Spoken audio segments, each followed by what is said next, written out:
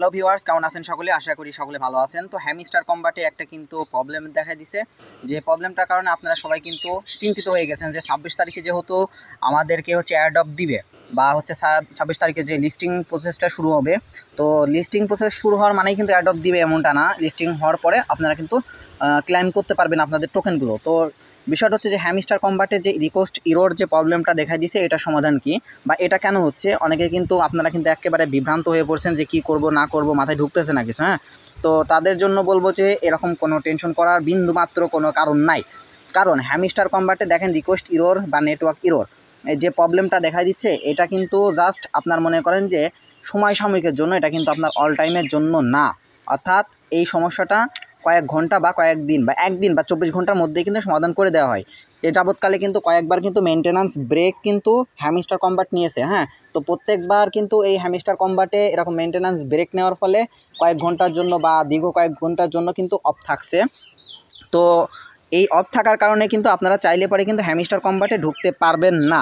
তো এই ক্ষেত্রে কি হবে সমস্যা? তো এই ক্ষেত্রে কী সমস্যা হবে যে আপনারা কিছু হচ্ছে যে কয়েনগুলো আছে এগুলো সংগ্রহ করতে পারবেন না, আপনাদের এটা হচ্ছে লস হবে।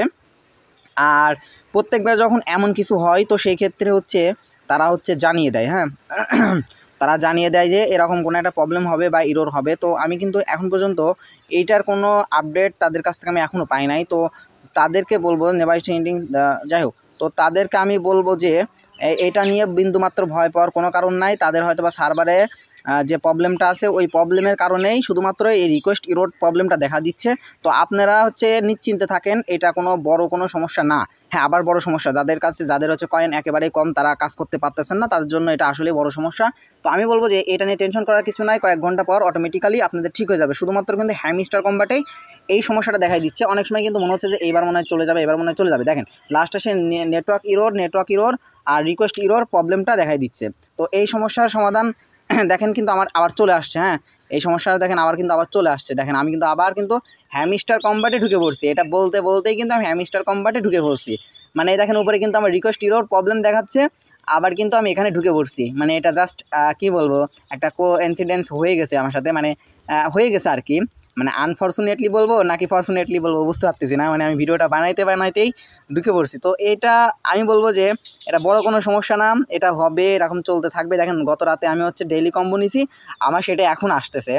আমার 36 মানে কি বলবো 3000 আপনার 600 মিলিয়ন হচ্ছে আমার কয়েন ছিল, সেটা এখন দেখছি যে 35 মিলিয়ন, মানে সরি 3500 মিলিয়ন দেখতেছি হয়ে আছে।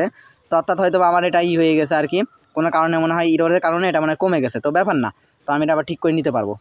মানে এটা আমি টোকেনটা আবার সংগ্রহ করে নিতে পারবো।